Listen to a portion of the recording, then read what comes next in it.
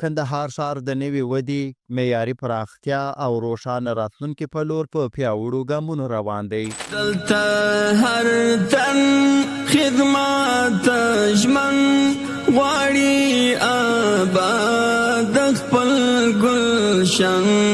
کندهار ښاروالي د خپلو بېسارو، چټکو او پراخو انکشافي فعالیتونو په دوام د نساجي سړک د پراخولو یوه لویه حیاتي او بنسټیزه پروژه په رسمي ډول پیل کړه.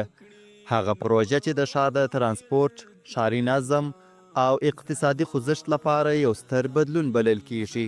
پیغمبر علیه السلام وایي که پر چا باندې قیامت قائم سو او د ده په لاس کې یو نهالګۍ و فلیغرسها، بس دغه نهالګۍ دې کښېنوي، قیامت ته دې نه ګوري چې سبا قیامت کېږي یا اوس قیامت دی. دغه کار دې وکړي، دا د بیارغونې کار دې وکړي، هغه درخت دې کښېږدي. دا ډېره حیاتي بهترینه پروژه ده. موږ ته کیفیت مهم دی ځکه دا عمومي شهراوې دي، عمومي لارې دي چې که خدای مکې سړی غفلت کوي نو دلته خلک په عذابېږي. د یوې دقیقې دپاره دلته ډېر موټران پر دې لارو تېرېږي راتېرېږي. دا ستره پروژه د عمارت څلور لارې څخه تر نساجي پله پورې د 8 کیلومتره په اوږدوالي او 8 متره په پلنوالي د یو معیاري جادې اساسي رغونه ده چې د کندهار ښار له مهمو او حیاتي لارو څخه شمیرل کیږي. دغه پروژه نېشنل هایوے یا عمومي شاهراه ده چې د نړیوال سټنډرډونو معیار باندې به جوړیږي. 2 طبقې قیر لري. دغسې د سړکسازۍ ټول کم نورم او سټنډرډ چې دی هغه به په دې کې عملي کیږي. پر دې لویه پروژه به ټوټال 1.8 میلیارده افغاني لګښت راسي چې د پلان له مخې به په تدریجي ډول عملي کیږي. د پروژې لومړۍ فاز یې تازه پیل شوی چې له مخې به یې شاوخوا 2.5 کیلومتره جاده د څه باندې 115 میلیونه افغانیو په لګښت د 8 میاشتو په موده کې ورغول سي.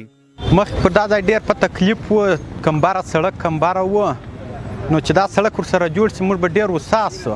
د دې پروژې عملي کېدل نه یوازې د ترافیکي ستونزو د کمښت، اسانه تګ راتګ او ښاري نظم سبب ګرځي، بلکې هر ورځ د سلګونو فني او غیر فني کارګرو لپاره د کار زمینه هم برابروي.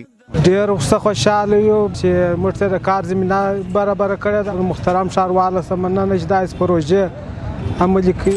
د نساجي سړک دا ستره پروژه د کندهار ښار د بنسټیزې زیربناو پیاوړتیا، د ښاري ژوند د اسانتیاو د ښه کېدو او د دوامدارې پراختیا لپاره یو روښانه، عملي او هیله بخښونکی ګام دی. یادېږي زړه چې د آسیا زما وطن، زما وطن.